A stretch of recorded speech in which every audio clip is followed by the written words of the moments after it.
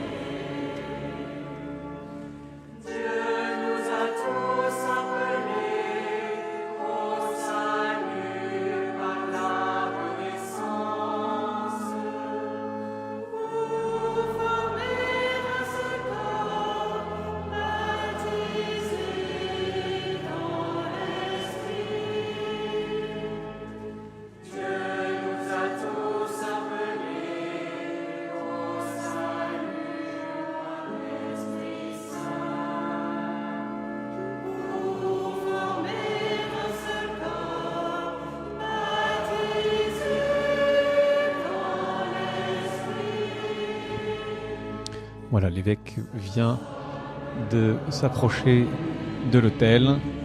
Il va donner sa crosse et sa mitre au servant d'autel.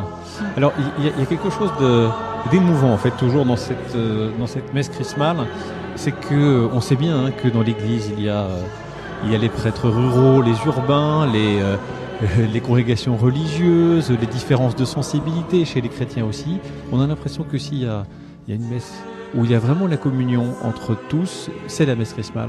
Alors je dirais que c'est vraiment la particularité et de la messe chrismale, où le presbytérium est autour de son évêque, et aussi de la messe du jeudi saint.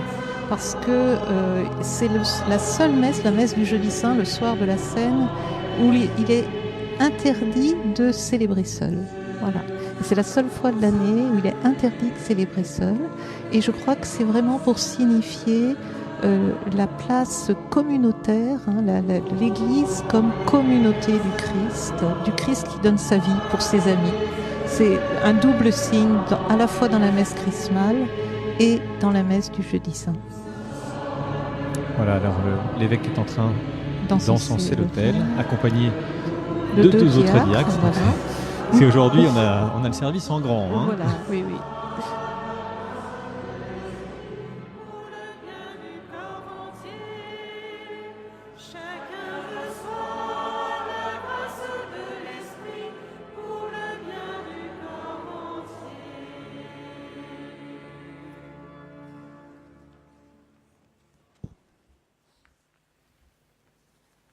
Au nom du Père, du Fils, du Saint-Esprit. Amen. La paix soit avec vous. Et avec votre esprit. Nous sommes le corps du Christ, chacun pour notre part. C'est dans la diversité, dans la richesse de nos différentes vocations que nous sommes rassemblés ce soir nombreux dans cette cathédrale pour célébrer la messe chrismale. C'est l'ouverture de ce temps si beau, si important que nous allons vivre chacun d'entre nous pour suivre pas à pas le Christ qui offre sa vie et qui ressuscitera dans la nuit de Pâques. Chers frères et sœurs, qui êtes ici ce soir, chers frères et sœurs qui nous rejoignez grâce aux ondes de RCF Anjou, soyez les bienvenus. Préparons-nous à célébrer avec confiance, avec foi cette célébration en reconnaissant humblement que nous sommes pécheurs. Seigneur, accorde-nous ton pardon. Montre-nous ta miséricorde. Que Dieu Tout-Puissant nous fasse miséricorde, qu'il nous pardonne nos péchés et nous conduise à la vie éternelle. Amen. Voilà, donc Monseigneur Delmas vient d'introduire la messe, et nous commençons, comme toute messe, par la demande de pardon, et nous entendons la Kyrie qui est chantée par la maîtrise de la cathédrale d'Angers, voilà, avec cette messe dite de Lourdes.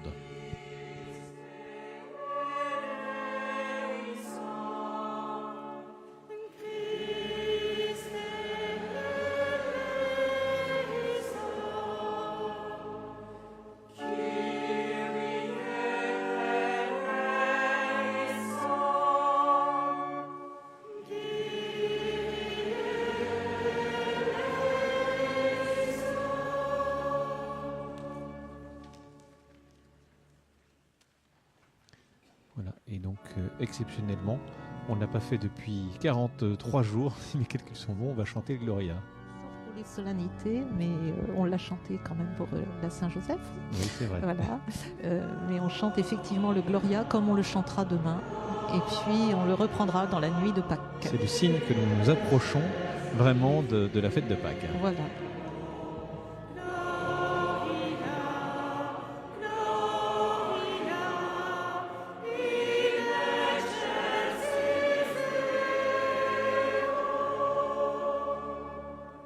Des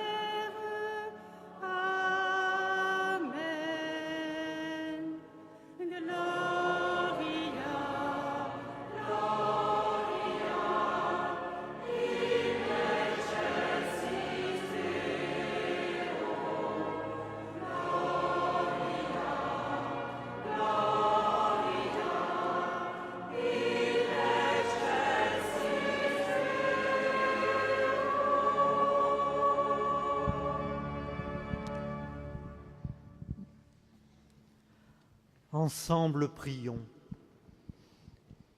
Dieu Tout-Puissant, toi qui as consacré ton Fils unique par l'Esprit Saint et qui l'as établi Christ et Seigneur, nous te prions. Puisque tu nous as consacrés en lui, fais que nous soyons pour le monde les témoins d'un évangile de salut, par Jésus-Christ notre Seigneur et notre Dieu, qui vit et règne avec toi dans l'unité du Saint-Esprit, maintenant et pour les siècles des siècles. En direct de la cathédrale d'Angers sur RCF Anjou, nous sommes en train de vivre la messe chrismale. On va entendre maintenant la première lecture, Frédéric Poulet. Oui, donc qui est d'abord tirée du livre d'Isaïe. Pourquoi cette lecture du livre d'Isaïe? Parce que c'est une prophétie messianique et qui parle de l'Esprit qui donne l'onction. Isaïe. L'Esprit du Seigneur Dieu est sur moi, parce que le Seigneur m'a consacré par l'onction. Il m'a envoyé annoncer la bonne nouvelle aux humbles, guérir ceux qui ont le cœur brisé, proclamer aux captifs leur délivrance, aux prisonniers leur libération, proclamer une année de bienfaits accordée par le Seigneur en un jour de vengeance pour notre Dieu, consoler tous ceux qui sont en deuil dans Sion, mettre le diadème sur leur tête au lieu de la cendre, l'huile de joie au lieu du deuil, un habit de fête au lieu d'un esprit abattu. Vous serez appelés prêtres du Seigneur. On vous dira servants de notre Dieu. Loyalement, je vous donnerai récompense. Je conclurai avec vous une alliance éternelle. Vos descendants seront connus parmi les nations et votre postérité au milieu des peuples. Qui les verra pourra reconnaître la descendance bénie du Seigneur. Parole du Seigneur. Voilà, un texte vraiment prophétique. Oui, tout à fait, et qui nous dit bien justement, vous serez appelés prêtres du Seigneur. C'est vraiment le texte qui nous dit la consécration par l'onction, celle que nous avons reçue lors de notre baptême. Nous entendons maintenant le psaume 88, qui sera chanté par Sylvain Rousseau, chef de chœur de la maîtrise de la cathédrale d'Angers. Oui, et c'est un psaume qui dit « Je t'ai sacré avec mon huile sainte ».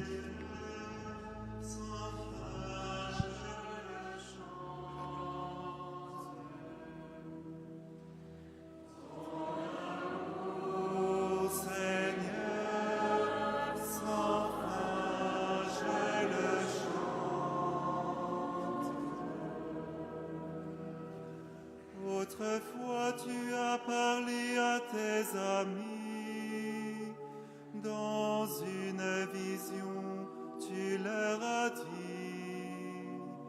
j'ai trouvé David, mon serviteur, je l'ai sacré avec mon huile sainte. Ton amour, Seigneur, sans fin je le chante. Ma main sera pour toujours avec lui, mon bras fortifiera son courage. Mon amour et ma fidélité sont avec lui. Mon nom accroît sa vigueur. Ton amour, Seigneur, sans fin je le chante. Il me dira, tu es mon Père, mon Dieu, mon roc et mon salut.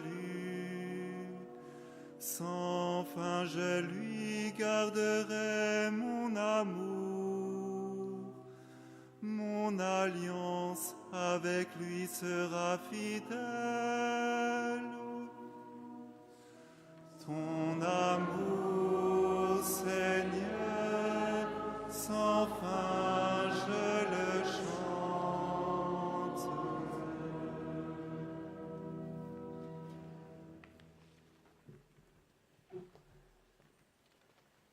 Voilà, nous venons d'entendre le psaume. On va entendre maintenant une lecture du livre de l'Apocalypse. Oui, une lecture qui nous dit que le Christ est celui qui nous consacre et qui fait de nous un royaume et des prêtres Lecture de pour Dieu le l'Apocalypse Père. de Saint Jean. Que la grâce et la paix vous soient données de la part de Jésus-Christ, le témoin fidèle, le premier-né des morts, le prince des rois de la terre.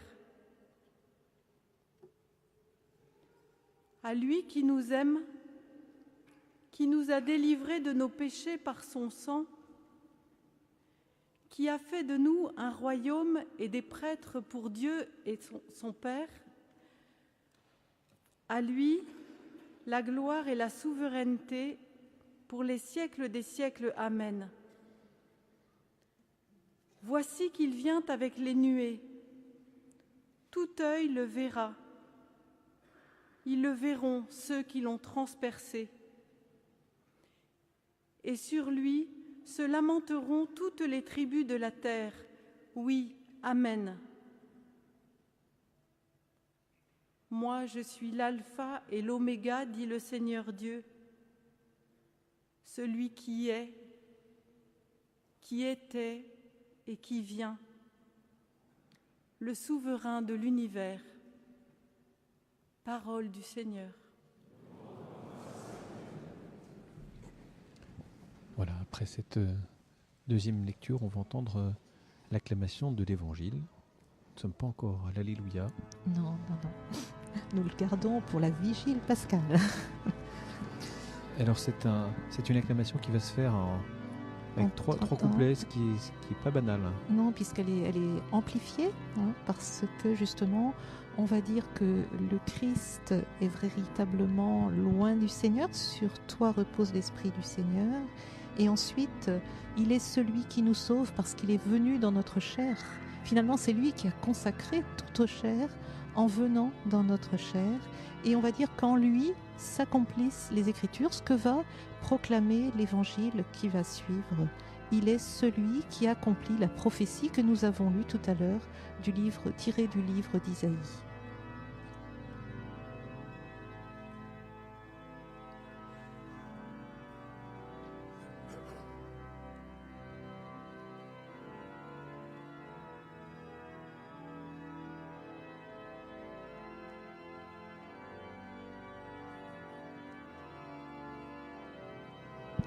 Voilà, cette acclamation ne va pas tarder Oui, à nous voyons arriver.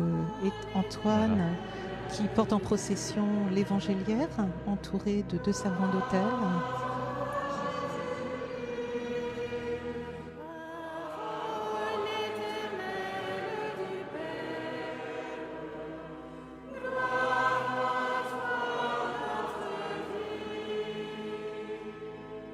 Sur toi repose l'Esprit du Seigneur pour annoncer l'Évangile aux plus pauvres. Parole éternelle du Père. Gloire à toi, Jésus-Christ. Parole éternelle du Père.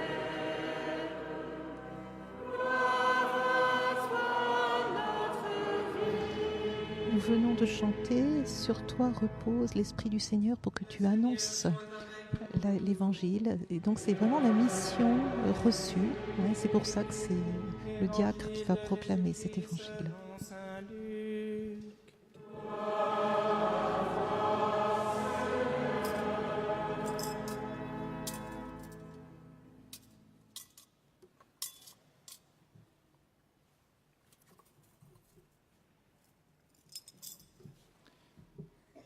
Jésus vint à Nazareth, où il avait grandi.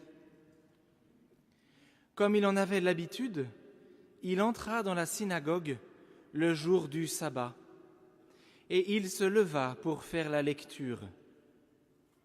On lui présenta le livre du prophète Isaïe. Il ouvrit le livre et trouva le passage où il est écrit « L'Esprit du Seigneur est sur moi, parce que le Seigneur m'a consacré par l'onction. Il m'a envoyé porter la bonne nouvelle aux pauvres, annoncer aux prisonniers qu'ils sont libres et aux aveugles qu'ils verront la lumière, apporter aux opprimés la libération, annoncer une année de bienfaits accordée par le Seigneur. » Jésus referma le livre, le rendit aux servants et s'assit. Tous, dans la synagogue, avaient les yeux fixés sur lui. Alors il se mit à leur dire « Cette parole de l'Écriture que vous venez d'entendre, c'est aujourd'hui qu'elle s'accomplit. » Acclamons la parole de Dieu.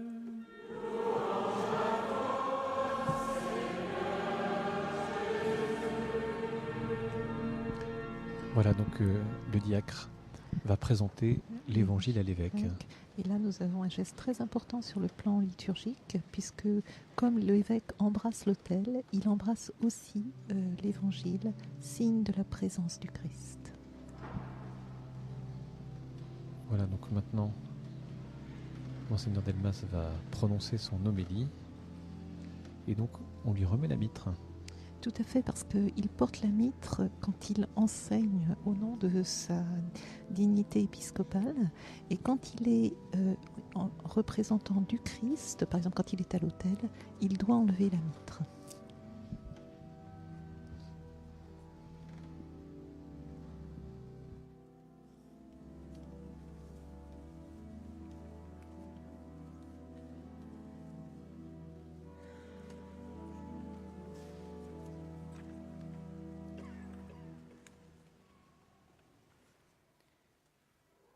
L'Esprit du Seigneur est sur moi parce que le Seigneur m'a consacré par l'onction. Il m'a envoyé porter la bonne nouvelle aux pauvres, guérir ceux qui ont le cœur brisé, proclamer aux captifs leur délivrance, aux prisonniers leur libération, consoler ceux qui sont dans le deuil. En écoutant ce passage du prophète Isaïe et comment Jésus se l'est appliqué, nous comprenons combien l'Esprit Saint est à l'œuvre dans la vie de tant de croyants. Et nous rendons grâce pour leur témoignage et pour ce que l'Esprit Saint leur inspire comme engagement et proposition pour le service de leurs frères en humanité. Je pense à ce que proposent tant de mouvements et d'associations de fidèles présents dans notre diocèse. Je pense aussi au charisme de nos congrégations qui continuent l'œuvre de leurs fondateurs.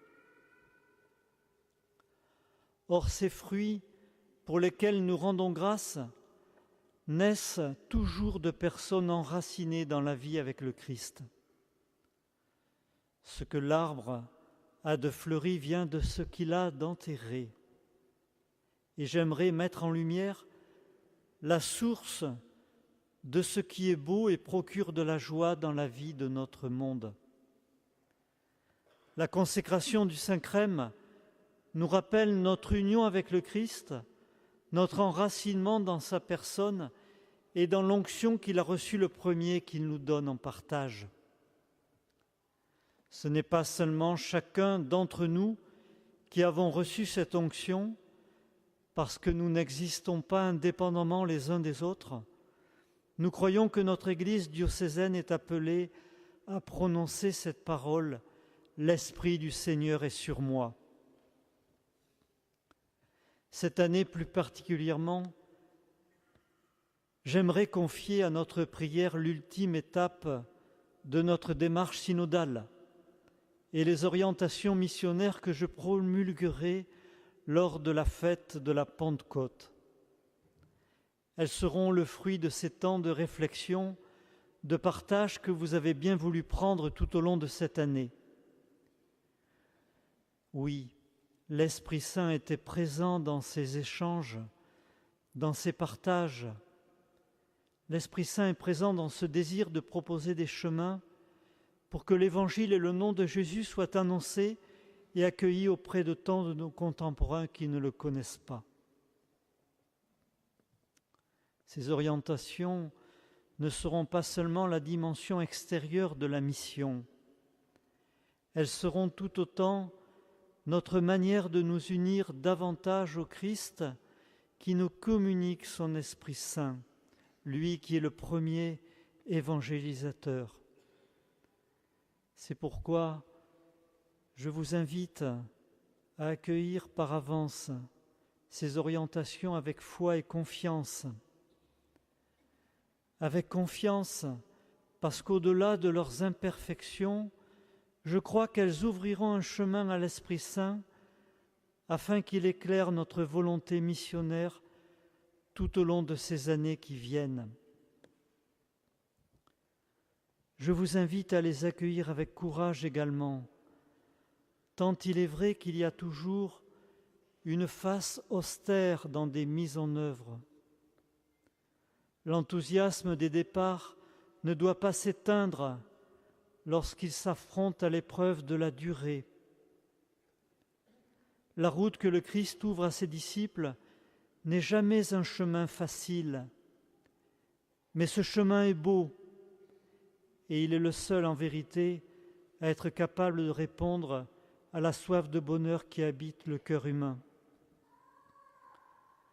Avec courage, parce qu'il faut du courage à chacun d'entre nous, disciples missionnaires, pour nous reconnaître tels que nous sommes, avec nos limites, nos impossibilités, mais aussi et surtout avec cet appel à continuer le chemin lorsque nous pouvons éprouver la fatigue ou le découragement. Oui, il faut continuer le chemin à notre rythme, avec les dons que le Seigneur nous donne au jour le jour. En cet instant, je voudrais dire merci à nos aînés, à tous ceux qui sont avancés en âge et qui acceptent pourtant de marcher avec leurs faiblesses et leurs infirmités. Ils se présentent dans leurs faiblesses parfois extrêmes. Leur existence est un appel, ils sont un signe pour chacun de nous qui faisons l'expérience que nous ne pouvons pas témoigner avec nos seules forces. C'est pour ça qu'il est si important et heureux aujourd'hui d'accueillir avec gratitude la bénédiction de l'huile des malades.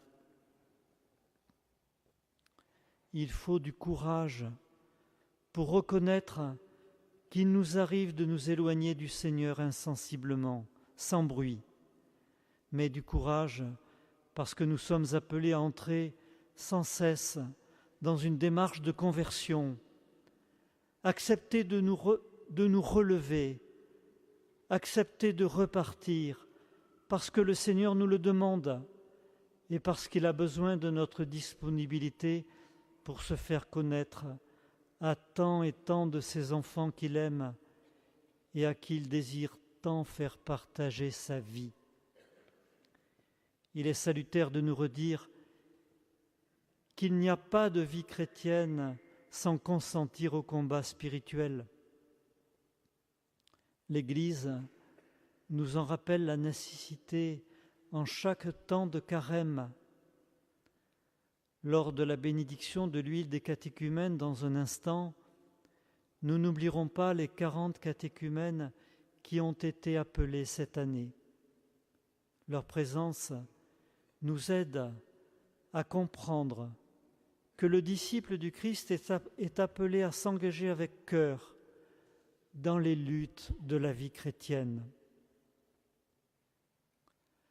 Parfois, le courage auquel nous sommes appelés prendra le visage de l'humilité, quand nous recevons cette grâce de nous savoir d'humbles serviteurs. Le cœur libre, désencombré de lui-même, nous pourrons alors donner toute la place à la joie de servir là où le Seigneur nous appelle. l'Esprit du Seigneur est sur moi. Oui, nous croyons que l'Esprit du Seigneur est sur notre Église diocésaine au moment de cette nouvelle étape.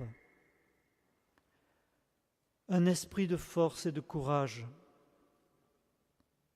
un esprit de persévérance et d'intelligence, un esprit de douceur et de souplesse. Vous voyez, c'est ce don spirituel que cette belle liturgie d'aujourd'hui met en lumière. Ce don est la cause de notre joie et de notre espérance. C'est ce don qu'il s'agit d'approfondir, de cultiver toujours davantage, parce que c'est dans cette volonté-là que notre liberté humaine s'exerce et s'exprime. C'est notre responsabilité de veiller à ce que la flamme de l'Esprit Saint ne s'éteigne jamais dans nos cœurs, ni dans l'exercice de notre apostolat. Et ensuite, acceptons de laisser le Seigneur décider des fruits qu'il voudra bien nous voir porter. Nous savons qu'il saura nous placer au meilleur endroit pour le servir au mieux et pour faire resplendir sa lumière et son amour au milieu de ce monde où il nous envoie. Je me tourne vers vous, chers frères prêtres et diacres, pour vous exprimer ma reconnaissance et ma joie de travailler à vos côtés, d'être avec vous. Chers frères et sœurs, vous l'exprimez souvent, mais se retrouver avec tous les prêtres et les diacres du diocèse est un beau signe important. Nous sommes tous différents et tous frères en mission pour la même cause, suivre et servir le Christ là où il nous envoie. Vous avez entendu à l'instant ce que j'ai dit au sujet de l'importance de prendre soin de son être de disciple. C'est bien sûr à chacun de vous que cela s'adresse de manière toute particulière. Nous avons à être les modèles du troupeau ainsi que nous le demande l'apôtre Pierre. Mais nous savons aussi que nous sommes confiés ceux à qui nous sommes confiés, la sollicitude de ceux à qui nous sommes confiés contribue profondément à former notre qualité de pasteur. En m'adressant à vous, je mesure l'importance vitale de ce lien qui vous unit à tous les autres membres de l'Église qui vous entourent ce soir. À l'heure de cette nouvelle étape, avec les prochaines orientations missionnaires, je puis vous dire combien notre Église a besoin que cette diversité que vous représentez est appelée à se manifester. J'aimerais adresser un message tout particulier aux jeunes de notre assemblée qui sont nombreux ce soir et plus largement aux jeunes qui sont présents dans notre diocèse. Le prochain synode qui leur est consacré m'invite à leur adresser la parole. Vous êtes à une étape importante de votre vie, marquée par la perspective de choix à faire souvent importants. Il m'est donné la joie de vous rencontrer lors de rassemblements diocésains comme celui tout récent du Festival des Jeunes, si beau, ou encore lors des pèlerinages à Thésée ou à Lourdes. Et lors de ces rassemblements, je suis heureux de pouvoir vous rencontrer, échanger simplement avec vous, entendre vos interrogations, vos attentes, vos espérances, vos inquiétudes. Mais vous savez que vous n'êtes pas seul. Bien des occasions, en effet, vous sont offertes pour découvrir autour de vous où se vit et transparaît la joie de vivre en étant disciple du Christ. L'Église a besoin de femmes et d'hommes qui s'engagent pour toujours pour donner la vie et l'amour à leurs enfants. L'Église a besoin de femmes et d'hommes qui acceptent de tout quitter pour l'amour de Dieu et le service de leurs frères dans la vie religieuse et plus largement dans la vie consacrée. Elle a besoin d'hommes qui acceptent de répondre à l'appel du Christ en devenant les prêtres et les diacres de son Église. L'Église a besoin de prophètes, d'hommes et de femmes qui acceptent de consacrer leur vie pour la joie de Dieu et du monde. À chacun de vous, à vous tous qui êtes là ce soir dans notre cathédrale, à vous qui vous associez à notre célébration et y communiez par votre prière, belle Semaine Sainte. Amen.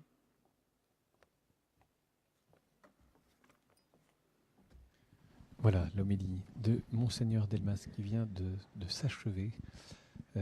Alors voilà, il y aurait beaucoup de choses à dire, mais on y voit aussi l'occasion pour l'évêque, et il ne le fait pas souvent, parce que l'occasion, il ne l'est pas forcément, d'exprimer sa reconnaissance à la fois au peuple de baptisés, aux diacres, aux jeunes, enfin tout le monde en a eu pour son grade d'une certaine façon. On a senti un sincère remerciement de la part de l'évêque.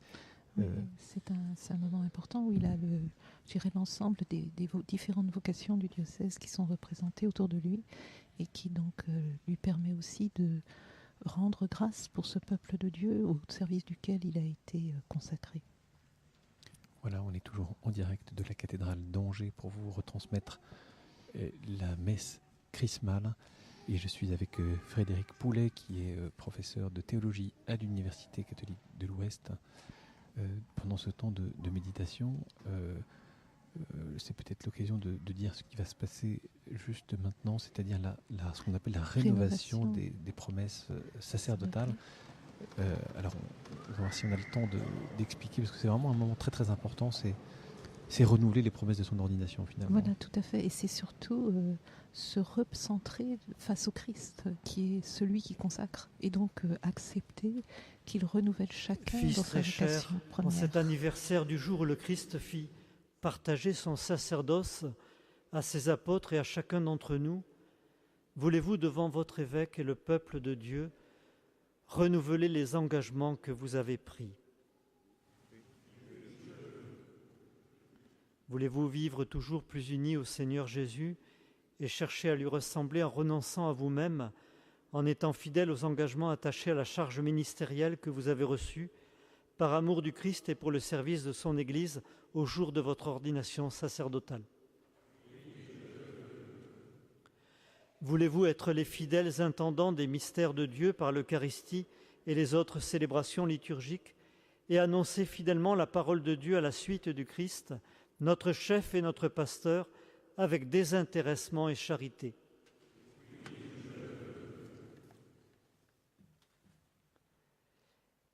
Et vous, frères et sœurs, priez Dieu pour vos prêtres, que le Seigneur répande sur eux ses dons en abondance, afin qu'ils soient les fidèles ministres du Christ, souverain prêtre, et vous conduisent à lui, l'unique source du salut. Priez aussi pour votre évêque, que je sois moi-même fidèle à la charge apostolique qui m'a été confiée, que je sache mieux tenir au milieu de vous la place du Christ qui est prêtre, bon pasteur, maître et serviteur de tous. Voilà, c'est une très belle occasion de prier pour nos prêtres et notre évêque. Finalement, on n'y pense pas assez souvent, prier pour nos prêtres. Sauf quand même qu'ils sont nommés dans toutes les prières eucharistiques. Donc à chaque fois qu'on célèbre l'Eucharistie, on prie pour l'évêque et on prie pour les prêtres. Donc on n'y fait pas attention, mais ils sont nommés à chaque Eucharistie. Le sens du renouvellement de cette promesse sacerdotale, est-ce qu'elle est symbolique ou elle a vraiment une importance? Non, elle a une importance. On est quand même dans un rite liturgique et donc on renouvelle dans la foi, je dirais, un don reçu et on rend grâce pour ce don reçu. Le peuple chrétien. Donc c'est au tour des diacres maintenant de Frères et renouveler sœurs, leur, priez pour leur les promesse. diacres, que le Seigneur les garde fidèles au service de la parole et au service de leurs frères, particulièrement les plus pauvres, à l'exemple du Christ serviteur.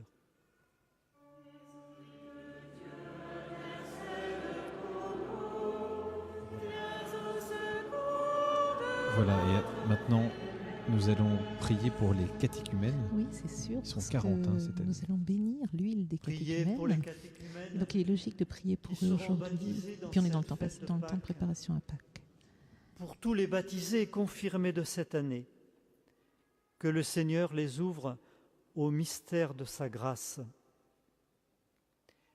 Priez pour les baptisés, tous ceux qui s'engagent à construire un monde plus juste et plus fraternel, pour ceux qui prennent une part active à la vie de l'Église.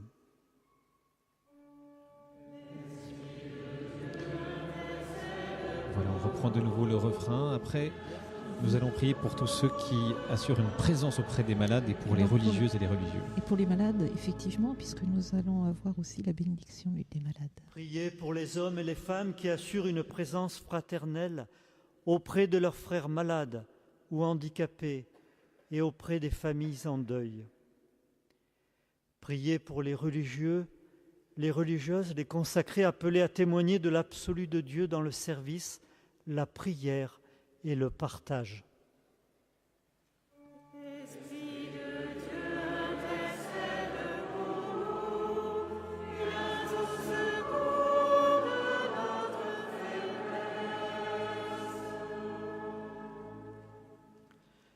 Que le Seigneur nous garde, les uns et les autres, dans son amour, qui nous conduise lui-même ensemble, peuple de Dieu, jusque dans la vie éternelle.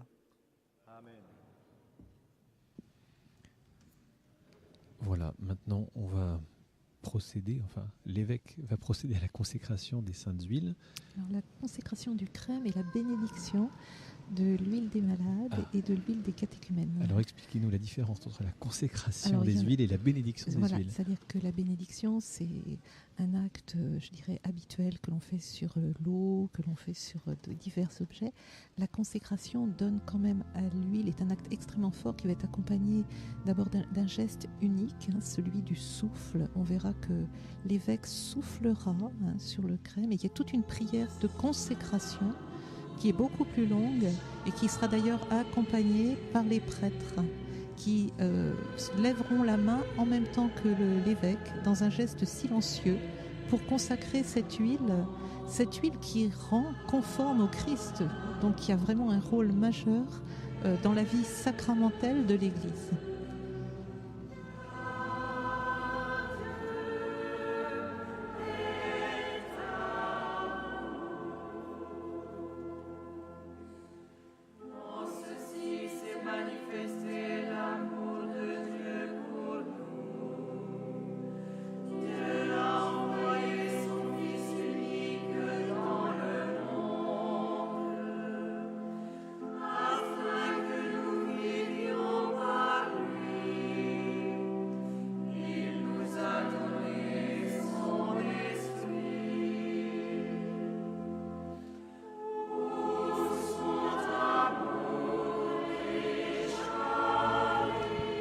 Voilà donc la procession des huiles qui ne sont encore ni bénies ni consacrées. Pour l'instant, non.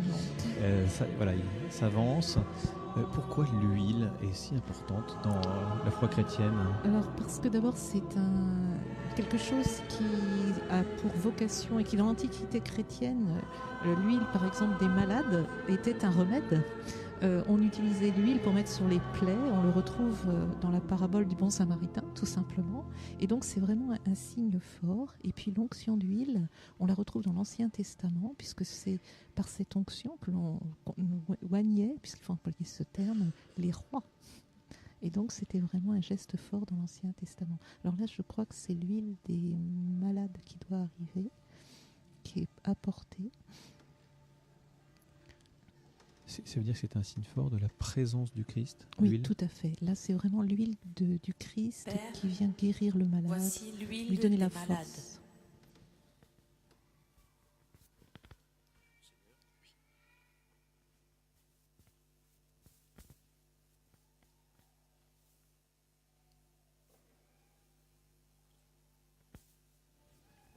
Voilà, donc c'est Régine Dupont qui est en charge du Dieu service notre Père, Solidarité qui présente cette de qui huile des vient malades. tout réconfort. Par ton Fils, tu as voulu guérir toutes nos faiblesses et nos maladies. Sois attentif à la prière de notre foi. Envoie du ciel ton Esprit Saint consolateur sur cette huile que tu as créée pour donner vigueur à nos corps. Qu'elle devienne par ta bénédiction l'huile sainte que nous recevons de toi pour soulager le corps, l'âme et l'esprit des malades qui en recevront l'onction pour chasser toute douleur, toute maladie, toute souffrance physique et morale. Que cette huile devienne ainsi l'instrument dont tu te sers pour nous donner ta grâce, au nom de Jésus-Christ notre Seigneur, qui règne avec toi pour les siècles des siècles. Amen. Voilà, donc l'évêque est en train Bénir. d'imposer la main sur et de bénir l'huile. cette huile des malades. Alors arrive maintenant, portée par Claire Bernier, l'huile des catéchumènes. Alors là, c'est une huile qui a une fonction différente, puisque c'est l'huile du combat spirituel. Elle fait tout à fait référence aux sportifs qui, lors de la lutte, s'enduisaient le corps d'huile. Et donc, c'est vraiment l'huile de la force, du combat spirituel, destinée aux catéchumènes, pour qu'ils puissent Dieu se préparer Tout-Puissant, pendant le carême tu es la force à aller de jusqu'à ton peuple. Pâques. Tu veilles sur lui et tu as créé l'huile, symbole de vigueur. Daigne bénir cette huile. Accorde la force aux catéchumènes qui en seront marqués, recevant de toi intelligence et énergie. Ils comprendront plus profondément la bonne nouvelle et s'engageront de grand cœur dans les luttes de la vie chrétienne. Rendus capables de devenir tes fils, ils seront heureux de naître à nouveau et de vivre dans ton Église par Jésus le Christ notre Seigneur. Nous rendons grâce à Dieu et nous le bénissons. Nous rendons grâce à Dieu et nous le bénissons. Voilà, maintenant c'est au tour du Saint-Crème. Voilà, alors du coup, puisque nous sommes sur une consécration, les doyens se rassemblent autour de l'évêque et on a une solennité très particulière de cette consécration du Saint-Crème. Nous allons d'abord voir qu'à la différence de l'huile des catéchumènes et de l'huile des malades, le Saint-Crème n'est pas de l'huile d'olive pure. On y ajoute un mélange. Le rituel dit un baume. En fait, il faut que le Saint-Crème sente bon, sente la bonne odeur du Christ.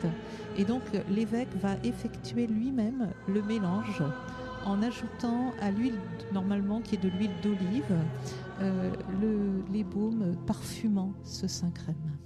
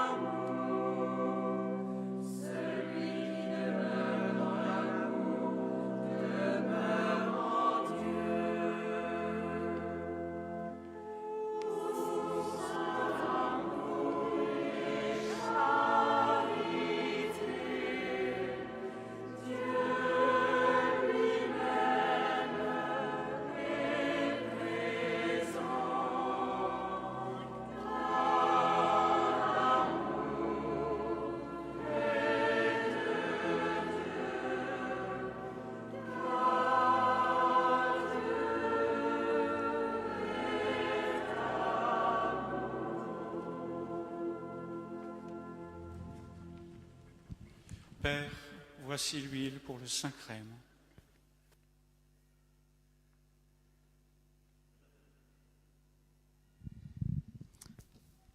Alors, actuellement, l'évêque va donc verser le baume dans l'huile. Voilà, alors là, on est caché par les doyens Oui. qui entourent l'évêque et puis le En fait, cérémoniaire qui l'assiste. C'est un parfum qui est mis dans l'huile destinée aux crèmes. Et puis, il va ensuite inviter le peuple Prions, à la frères prière. bien-aimés, Dieu le Père Tout-Puissant, qu'il bénisse cette huile parfumée, qu'il la sanctifie, afin que ceux qui en recevront l'onction en soient pénétrés au plus profond d'eux-mêmes et rendus capables d'obtenir le salut.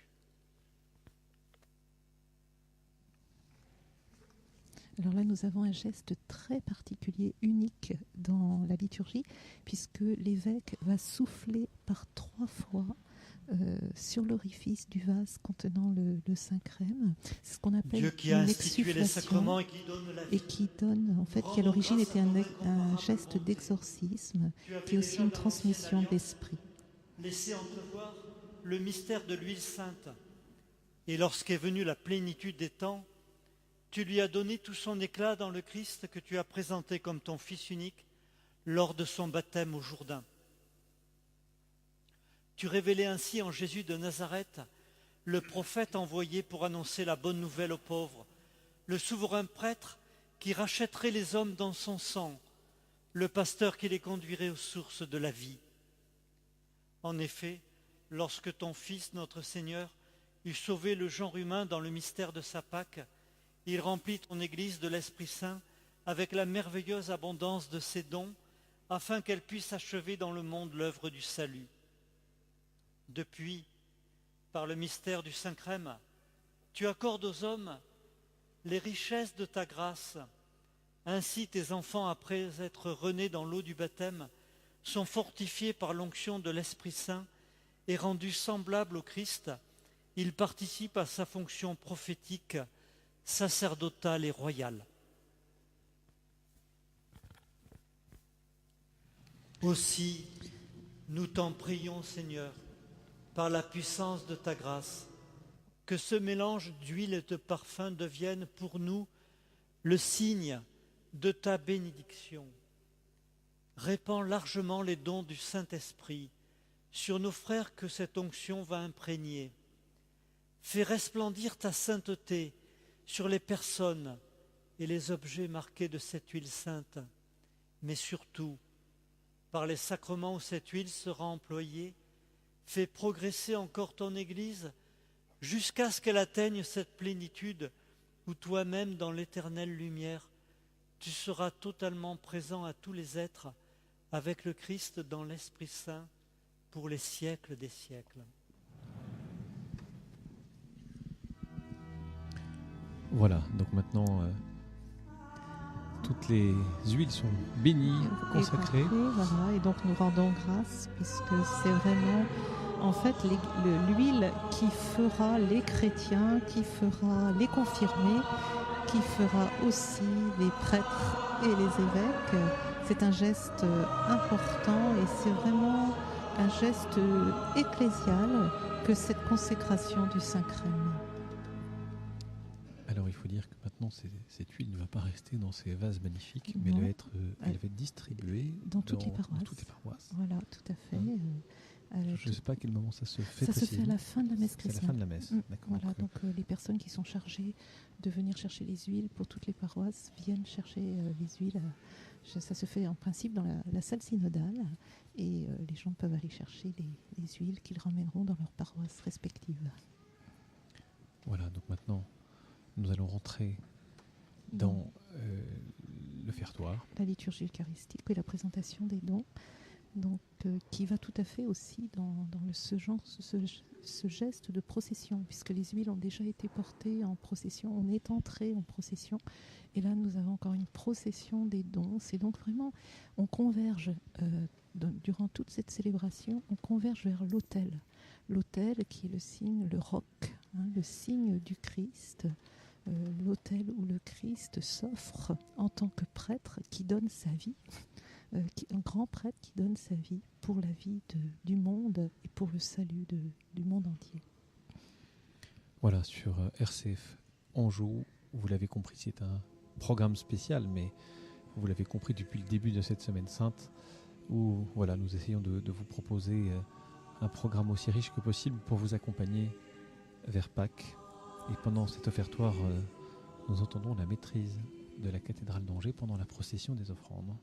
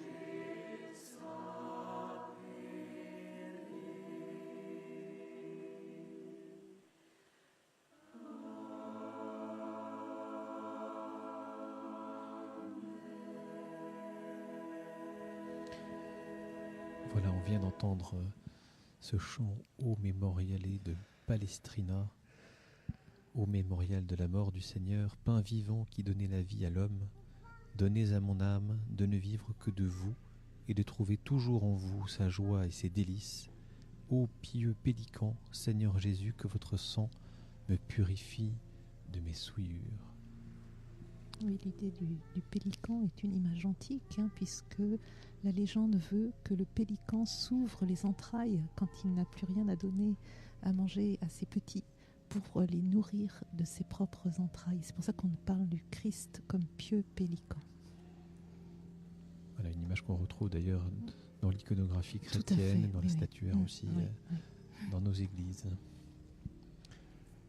Voilà, donc l'évêque, maintenant qu'il a offert le pain et le vin, procède à l'encensement de l'autel pendant que la quête discrètement se termine. Voilà, tout à fait. Geste d'offrande qui se joint à l'offrande majeure, celle du Christ, dans le pain et le vin.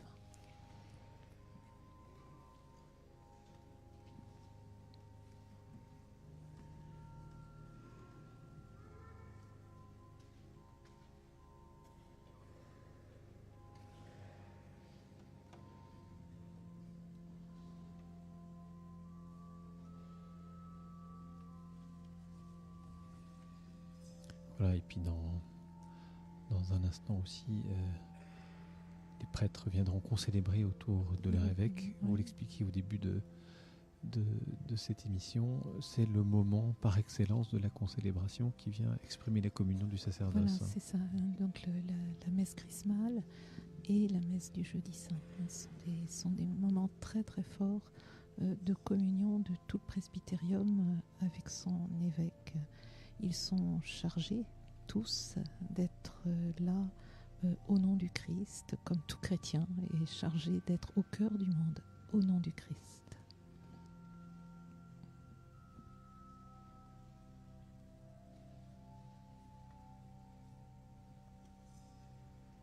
Alors nous aurons évidemment le père abbé de Bellefontaine comme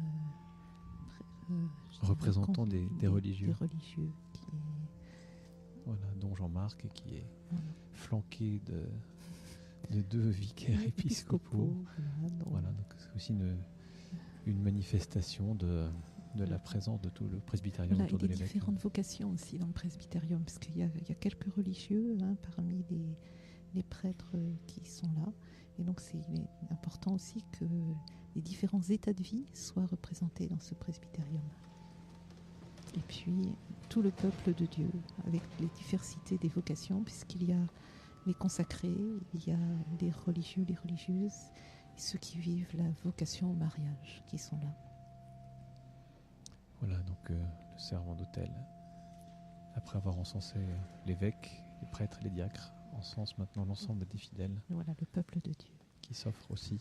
Voilà, tout à fait, et qui est présence, comme le dit la Constitution sur la liturgie. Il est là, présent dans son peuple.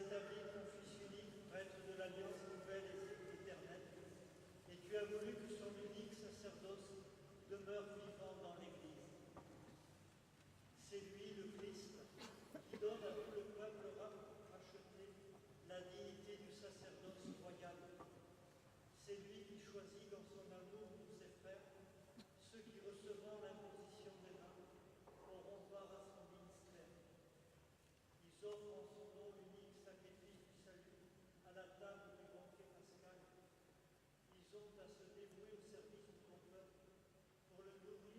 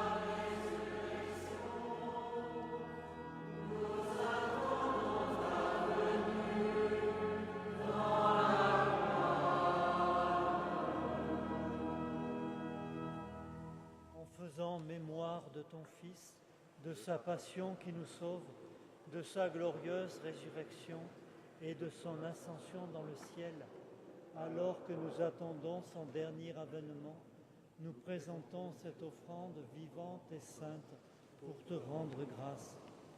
Regarde, Seigneur, le sacrifice de ton Église et daigne y reconnaître celui de ton Fils qui nous a rétablis dans ton alliance. Quand nous serons nourris de son corps et de son sang et remplis de l'Esprit Saint, accorde-nous d'être un seul corps et un seul esprit dans le Christ.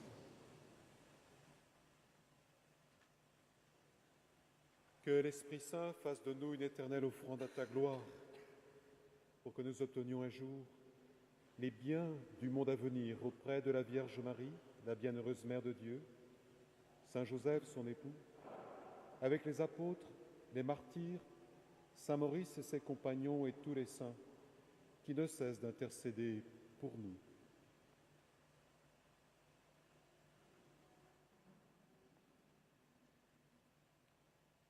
Et maintenant, nous te supplions, Seigneur, par le sacrifice qui nous réconcilie avec toi, étends au monde entier le salut et la paix. Affermis la foi et la charité de ton Église au long de son chemin sur la terre. Veille sur ton serviteur, le pape François, et notre évêque Emmanuel, l'ensemble des évêques, les prêtres, les diacres et tout le peuple des rachetés. Écoute les prières de ta famille assemblée devant toi et ramène à toi, Père très aimant, tous tes enfants dispersés.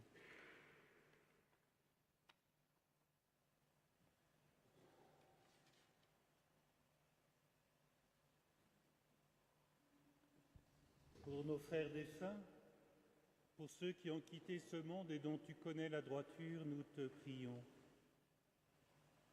Reçois-les dans ton royaume, où nous serons comblés de ta gloire, tous ensemble et pour l'éternité, par le Christ notre Seigneur, par qui tu donnes au monde toute grâce et tout bien.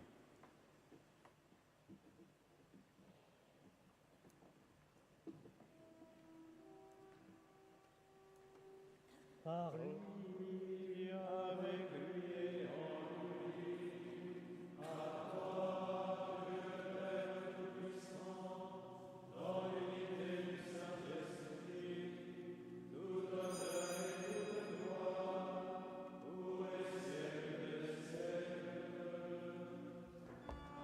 Amen. Amen. Ave louange.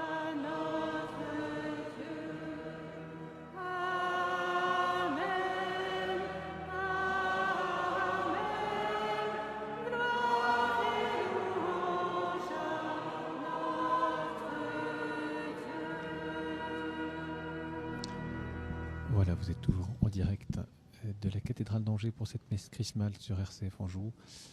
On vient de finir la prière du canon. Et maintenant, nous allons entendre la prière du Notre Père. Avec pour la nouvelle traduction, et ne nous laisse pas entrer en tentation. Voilà, une composition de Sylvain Rousseau, le chef de chœur de la maîtrise de la cathédrale.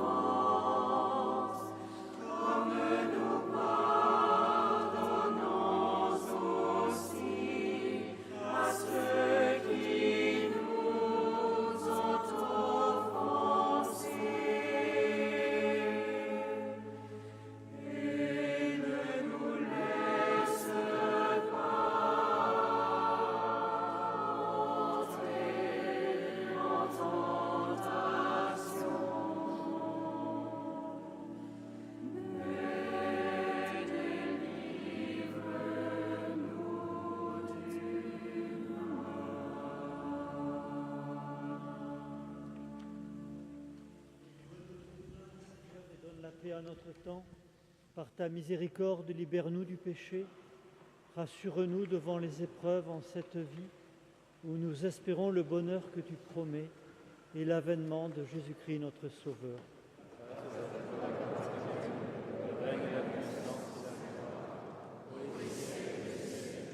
Seigneur Jésus-Christ, tu as dit à tes apôtres, je vous laisse la paix, je vous donne ma paix.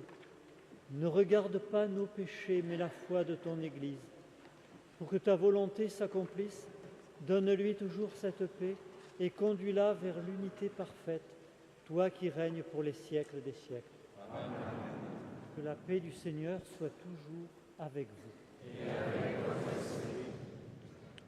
Frères et sœurs, dans la charité du Christ, donnez-vous la paix. Voilà, maintenant, c'est donc l'échange du geste de paix. De la paix. Alors, il y a une tradition dans certaines communautés de faire répandre cette paix de l'autel dans l'assemblée. C'est pas toujours évident sur le plan pratique, mais c'est ça le sens. C'est tout à fait ça, c'est la paix qui vient du Christ. C'est pas du tout. Et d'ailleurs, c'est un geste qui, à l'origine de l'Église, était réservé aux baptisés. Alors là, c'est vraiment ce soir, ça prend toute sa dimension, parce que le baiser de paix, c'est déjà un rite de communion. Et il était, aux origines de l'Église, réservé aux baptisés. Les catéchumènes n'échangeaient pas la paix avec les chrétiens baptisés, puisque c'était un signe de communion qui précédait la communion eucharistique, avec évidemment la prière du Notre Père, qui est aussi un rite de communion. Donc nous sommes vraiment déjà en communion, et cette communion va être accomplie au plus haut point, en recevant le corps et le sang du Christ. Alors c'est un geste habituel dans la liturgie, mais on peut penser qu'aujourd'hui... Aujourd'hui, il prend un sens tout à fait particulier, puisque finalement, c'est la paix que s'échangent ceux qui sont les oints du Christ, qui ont été, oints, prêtres, prophètes et rois. C'est un peuple de prophètes et un peuple de prêtres.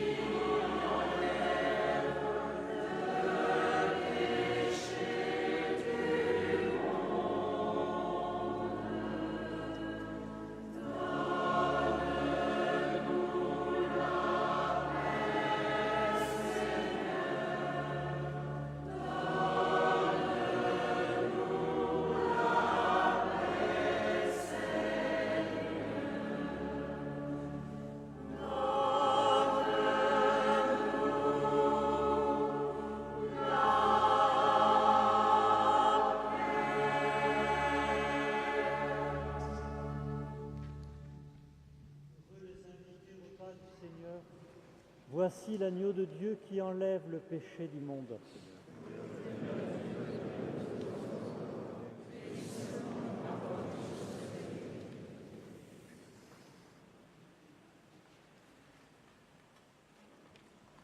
Voilà, donc maintenant va avoir lieu la communion. Donc les diacres s'approchent de l'autel pour ce service.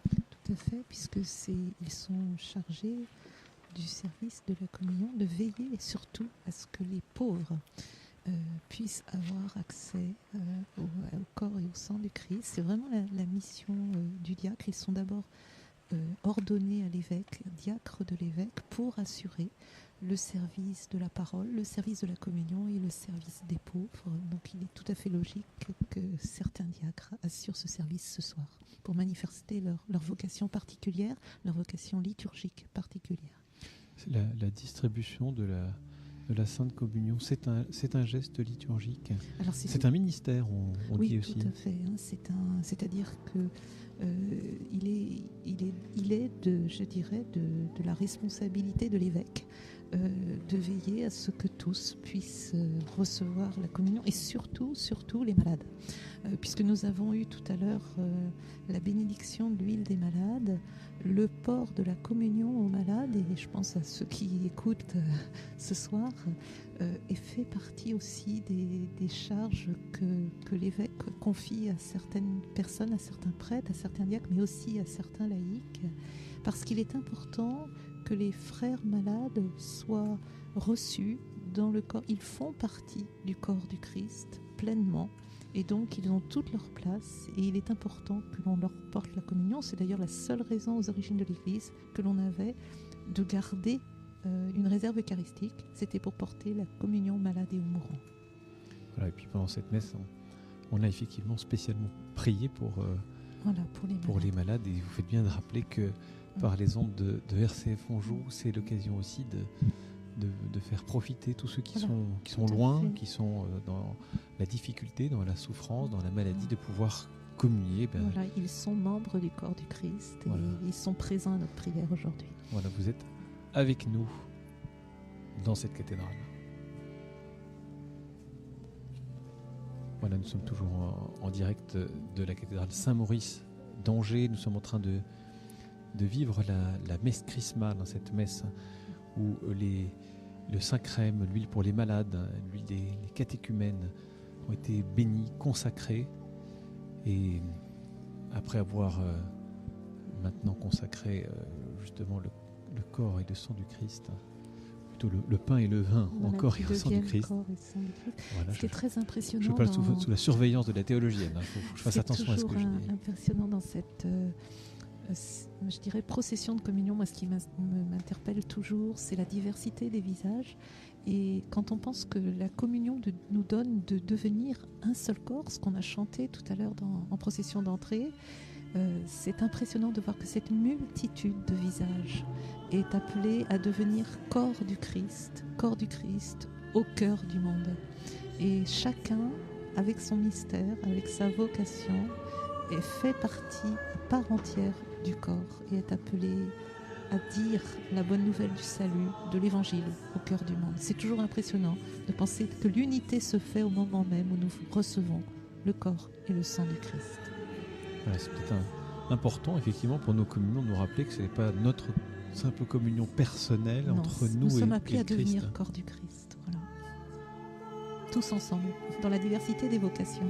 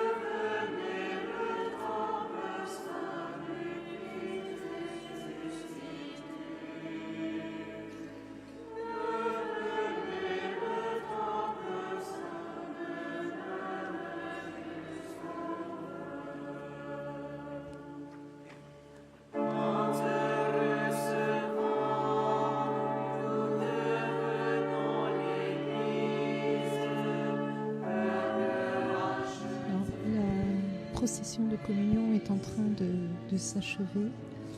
Nous allons entendre ensuite, je dirais, la prière d'envoi par l'évêque.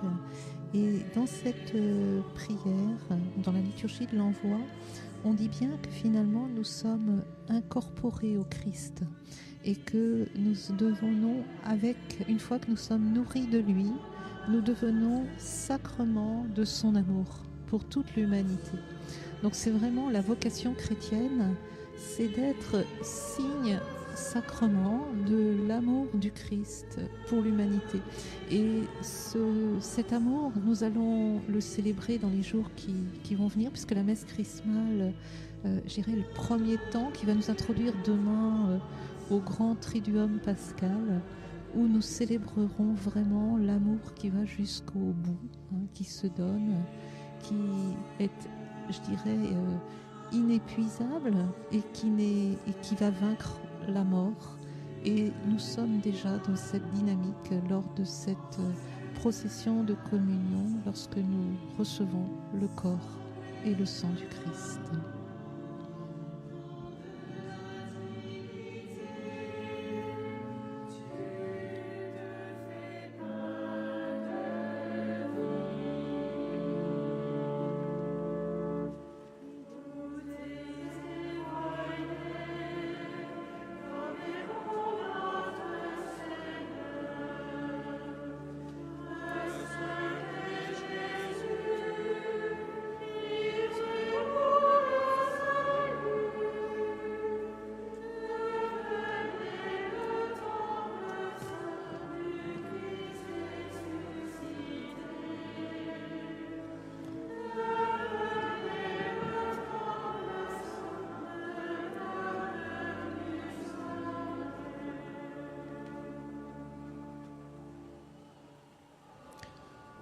Nous sommes toujours en direct de la cathédrale Saint-Maurice d'Angers pour vous faire vivre la messe chrismale.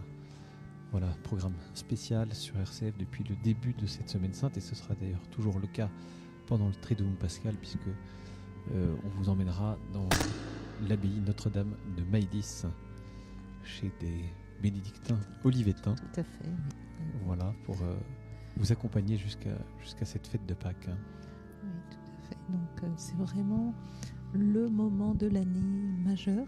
C'est celui qui est vraiment à célébrer pour toute vie chrétienne et qui est vraiment celui dans lequel nous sommes plongés.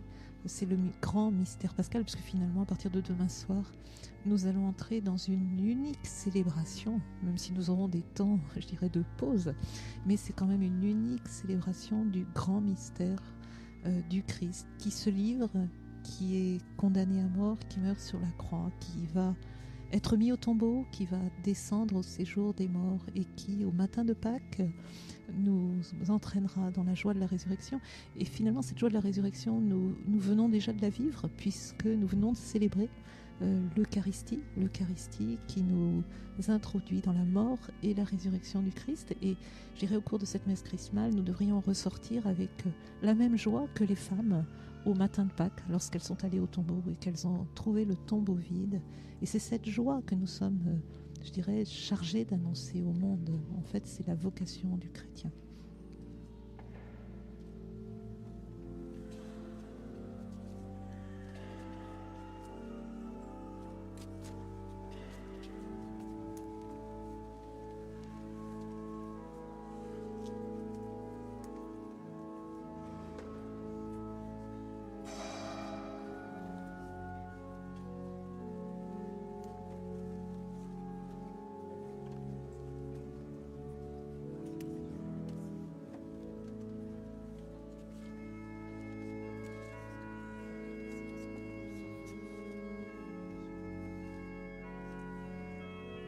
Voilà, longue procession de communion avec une affluence évidemment exceptionnelle pour cette messe chrismale, puisque tous les chrétiens du diocèse sont appelés particulièrement à cette messe-là, à entourer leur évêque, leur prêtre de leur prière. Voilà, et je crois que c'est beau que ce soit long, parce que ça montre aussi la diversité et puis la beauté et la multitude du peuple de Dieu qui est là présent ce soir. avec aussi des petits-enfants qui, je trouve, sont particulièrement sages, puisqu'on ne les entend pas beaucoup, mais on les voit là, qui sont en train de, je dirais, dans la beauté de leur âge, participer aussi à leur façon à ce moment important de la vie de l'Église. On sait que le pape François tient beaucoup à ce que les enfants aient leur place dans l'Église, et je trouve très beau qu'ils soient associés ce soir à cette messe chrismale. Voilà, alors petit à petit, la Sainte Communion réintègre le tabernacle, si je puis dire. Voilà, oui. Et donc l'évêque va nous inviter à prier après cette communion pour nous entraîner dans la suite du Christ, pour conclure ce temps liturgique. Donc il se rassoit dans sa cathèdre, une cathèdre qui est vraiment le siège duquel il enseigne et prend soin du troupeau qui lui est confié. Je dirais troupeau qui est représenté ce soir dans toute la diversité des vocations. Voilà, et puis là, à la trompette, nous entendons ce deuxième mouvement du concerto en ré majeur de Giuseppe Tartini. Voilà, à la trompette.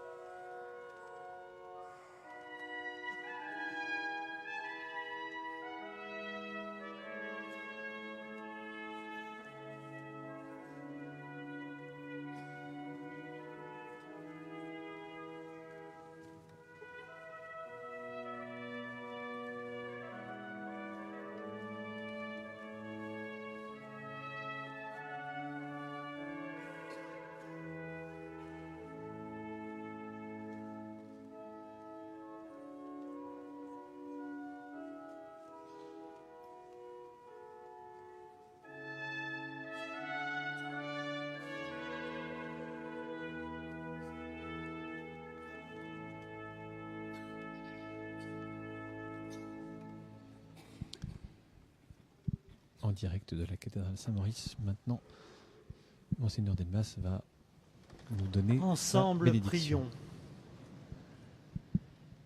Nous t'en supplions, Seigneur, toi qui refais nos forces par tes sacrements, donne-nous d'être au milieu des hommes un signe qui les attire vers le Christ, lui qui vit et règne pour les siècles des siècles. Amen. Merci pour vos paroles de foi et d'encouragement pour nous tous dans la diversité de nos vocations. Merci à ceux qui ont préparé, animé, accompagné cette belle C'est le vicaire général qui prend la parole maintenant, le Père Bien Pascal. sûr, les prêtres ou les curés ou ceux qui les ont délégués vont pouvoir se diriger vers la salle synodale pour y recevoir les saintes huiles. Et vous êtes tous invités à venir partager le verre de l'amitié dans la salle synodale, exceptionnellement ouverte pour vous tous.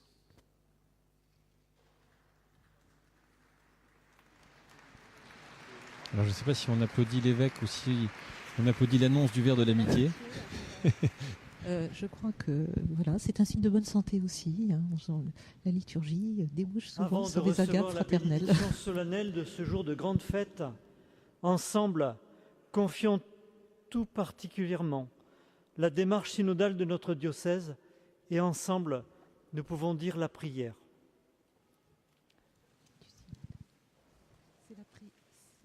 C'est la prière du synode que l'évêque Dans ta miséricorde inépuisable, Seigneur, tu nous donnes partager, à prier ensemble ce soir. Par le baptême, tu nous incorpores au Christ pour que nous vivions de lui. Tu nous nourris de l'offrande de sa vie dans l'Eucharistie et nous devenons en lui sacrement de ton amour pour l'humanité entière. Tu sais ce dont nos communautés chrétiennes ont besoin dans leur diversité, et tu nous donnes ton Esprit Saint pour inventer et discerner les chemins nouveaux que tu nous inspires. Éclaire nos choix et nos décisions pour que notre Église d'Anjou soit porteuse de ton Évangile vers toutes les périphéries de notre société. Développe en chacun des baptisés le désir de devenir disciple missionnaire et de discerner sa vocation particulière pour le service de ton Église dans ce monde. Par l'intercession de Notre-Dame l'Angevine et de tous les saints de l'Anjou, écoute, Seigneur, la prière que nous t'adressons humblement par Jésus le Christ, notre Seigneur. On va avoir lieu maintenant la bénédiction solennelle, puisque nous sommes un jour de grande fête. Voilà, cette bénédiction, vous l'aurez dans votre cœur. Malheureusement, c'est la fin de nos programmes, donc on va devoir rendre l'antenne dans quelques instants. Mais voilà, cette bénédiction solennelle de l'évêque que Dieu vous tienne en va sa vous accompagner. bénédiction, pur et saint sous son regard. Qu'il répande sur vous sa grâce, qu'il vous instruise par sa parole de vérité. Voilà, c'est sur cette bénédiction de l'évêque que nous nous quittons. C'est à vous, David Maffroy, pour la suite des programmes. Et que Dieu Tout-Puissant vous bénisse, le Père, le Fils et le Saint-Esprit. Allez dans la paix du Christ.